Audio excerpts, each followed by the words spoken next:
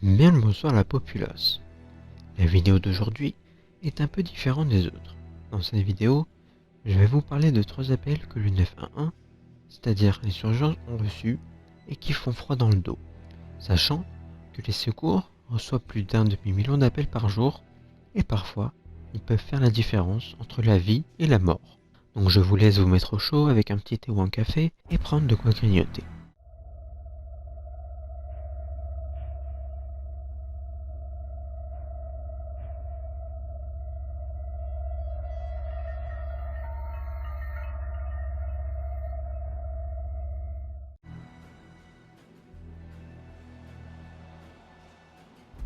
Le premier appel provient de Denver dans le Colorado. Il est 22h45 et nous sommes le 10 juillet 1999. Je vous laisse écouter le début de l'appel. 911 Arapaho, quelle est votre urgence? Je ne sais pas trop, mais j'entends des bruits chez moi. C'est comme si quelqu'un était en train de donner des coups sur la porte du sous-sol. Et mon mari n'est pas là. Bon, comme vous l'avez entendu, une certaine Michelle a appelé les urgences en disant qu'elle entendait des bruits chez elle, comme si quelqu'un donnait des coups sur la porte du sous-sol, et que son mari n'était pas là, et l'appel finit par des cris. Pour vous mettre dans le contexte, en gros, Michelle était mariée et elle avait acheté une maison de plus de 500 mètres carrés avec son mari aux abords de Denver. Et qui dit grande maison, dit plusieurs entrées. La maison était sur 3 étages et il n'y avait aucune maison aux alentours. La maison la plus proche était séparée par une rangée d'arbres, ce qui veut dire que non seulement cela bloquait la vue, mais ça étouffait aussi le son. Dans la soirée du 10 juillet 1999, le mari de Michelle sort, ce qui laisse Michelle seule chez elle, sachant qu'elle était enceinte de 6 mois et qu'elle avait eu un accident de voiture au bout duquel elle avait un plâtre à la jambe, donc elle ne pouvait pas bouger, ce qui la rendait plus vulnérable. Elle appelle le secours à 22h45 et cet appel durera au total 10 minutes et 47 secondes. Je vous laisse écouter l'appel en entier. Vous pensez que quelqu'un est entré? Je ne sais pas. Je me suis cassé le talon dans un accident de voiture, je ne peux pas bouger. Les 2 chiens qui sont avec moi n'arrêtent pas d'aboyer vers le bas de l'escalier. Les gros chiens sont dehors aussi, et ils n'arrêtent pas d'aboyer. On peut entendre l'opératrice demander à Michelle si elle pense que quelqu'un est entré chez elle. Elle lui explique alors qu'elle a eu un accident de voiture et qu'elle s'est cassé le talon, et que ces 2 chiens avec qui elle est n'arrêtent pas d'aboyer. Il y avait 2 petits chiens, mais ils ne pouvaient pas vraiment la défendre, et les 2 gros chiens à l'extérieur étaient enfermés dans le chenil. L'opératrice envoie alors des secours sur place en expliquant qu'il y a une tentative d'effraction à South Road Way. La police est alors à moins de 20 km de chez Michelle. Au même moment, l'opératrice est toujours au téléphone avec Michelle. Cela fait 4 minutes et 16 secondes que l'appel a commencé. On peut entendre dans l'appel les aboiements des chiens qui sont de plus en plus excités. À ce moment-là, un inconnu s'est introduit chez Michelle Messutoglu. La police n'est plus qu'à 8 km de chez elle. Michelle se retrouvera alors face à face avec Michael Erdlicka, un homme de 34 ans, mesurant 1m89 pour 145 kg. Non! La police va arriver! Non! Allez-vous-en! Dans la suite de l'appel, on peut entendre qu'elle essaie de se débattre, mais que l'homme lui dit qu'il va la tuer. La police encercle donc la maison de Michelle, et cela fait 10 minutes et 5 secondes que l'appel a commencé. B3-0, on a un homme à l'intérieur. Bien reçu, je suis derrière. Envoyez les autres. B3-0, on a arrêté l'individu. Comme vous l'avez entendu, la police est arrivée à temps et ont donc arrêté l'individu. Grâce à l'intervention des policiers, Michelle et son bébé ont tous les 2 survécu à cette agression. Michelle expliquera quelques années plus tard que l'homme l'a attrapé par derrière et qu'il a utilisé le fil du téléphone pour l'étrangler, tout en l'agressant sexuellement sans dire aucun mot. Michael Erdlicka sera condamné pour agression sexuelle et enlèvement.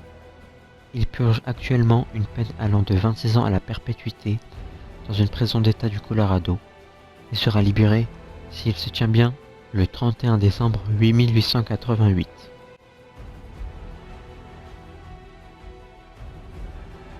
Le deuxième appel provient de Noblesville dans l'Indiana. Il est 16h04 et nous sommes le 9 mars 2010. Je vous laisse écouter le début de l'appel. Quelle est votre urgence? C'est un sauvetage en eau froide. Ou la courte. Allô? Venez vite! Elle se noie! Jessie, attrape Sydney! Maman! Accroche-toi à ta sœur! Maman! Elles sont deux? Oui, elles sont deux! Dépêchez-vous! Où sont-elles? Au milieu du lac! On peut entendre l'opérateur répondre, mais c'est un pompier qui répond en disant qu'un sauvetage en eau froide est en train d'avoir lieu à Road Willow Court. Le pompier passe alors le téléphone à une certaine Aubrey qui explique à l'opérateur qu'il faut vite venir car ses deux voisines Jessie et Sydney sont au milieu du lac et qu'elles sont en train de se noyer. Laissez-moi vous remettre dans le contexte. Aubrey était babysitter et elle s'occupait donc de ses voisines Jessica et Sydney, 7 et 4 ans. Elles habitaient une maison qui bordait la rive du lac Morse et pendant l'hiver, beaucoup d'enfants s'amusaient sur la glace en marchant dessus ou en jouant au hockey. Mais personne ne pouvait s'imaginer que quelqu'un pouvait passer à travers. Ce jour-là, Jessie et Sydney devaient jouer devant la maison, mais elle n'était pas là. Et lorsqu'Aubrey a voulu se rendre chez une de ses amies, elle a entendu quelqu'un crier. Elle s'est donc approchée du lac et elle a tout de suite reconnu ses voisines qui étaient en train de se noyer. Aubrey appelle les secours à 16h et cet appel durera 9 minutes et 37 secondes. Au début de l'appel, Aubrey explique qu'il faut faire vite car ses voisines vont se noyer et qu'elle peut rien faire car le lac est recouvert d'une fine couche de glace et qu'elle se trouve sur la rive opposée. Durant l'appel, on peut entendre les cris des jeunes filles. Aubrey explique à l'opérateur que l'une est en primaire et que l'autre est encore un bébé. L'opérateur envoie alors des pompiers qui se précipitent sur place. Ils ne sont plus qu'à 7 minutes du lieu de l'accident. Au même moment, Joyce, la grand-mère d'Aubrey, fait le tour du lac et rejoint les fillettes. Aubrey explique qu'une des deux filles commence à se noyer car elle n'a plus de force. Joyce arrive à extirper Jessica 7 ans hors de l'eau. Cela fait 3 minutes et 14 secondes que l'appel a commencé. Et Sydney 4 ans se trouve encore au milieu du lac et elle commence à disparaître sous la glace. Nous sommes maintenant à 4 minutes et 10 secondes d'appel et les secours sont encore à plus de 4 minutes de la scène au même moment. La petite Sydney est sous l'eau depuis plus de 2 minutes. Et Joyce, la grand-mère de Bray, essaie de plonger dans l'eau et elle réussit à extirper Sydney de l'eau. Mais la petite fille ne bouge plus. Randy, le mari de Joyce, commence alors à effectuer un massage cardiaque sur Sydney. Cela fait 9 minutes et 37 secondes que l'appel a commencé et puis plus rien. Soudain, Sydney revient à la vie. Après cet accident, aucune des deux jeunes filles ne s'est depuis aventurée sur la glace.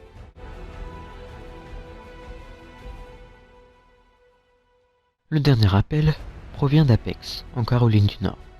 Il est 10h41 et nous sommes le 22 janvier 2010. Je vous laisse écouter le début de l'appel. 911 du comté de Chatham, quelle est votre urgence? Mon ex-petit ami me poursuit, en voiture. Il a dit qu'il allait me tuer. Au début de l'appel, on peut entendre l'opératrice répondre et demander quelle est l'urgence. Et c'est une certaine Heather qui est au bout du fil. Elle lui explique que son ex-petit ami la poursuit en voiture et qu'il veut la tuer. Pour vous mettre dans le contexte, Heather était une mère célibataire lorsque pendant l'hiver 2007, elle rencontre un certain Jeremy Jones, un homme venant du même endroit qu'elle, et lui propose de venir vivre chez elle avec sa fille.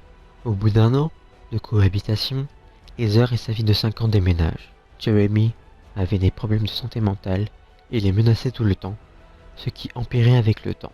Au bout de 6 mois après leur départ, Jeremy perd pied. Ce jour-là, Heather appelle Jeremy pour prendre de ses nouvelles.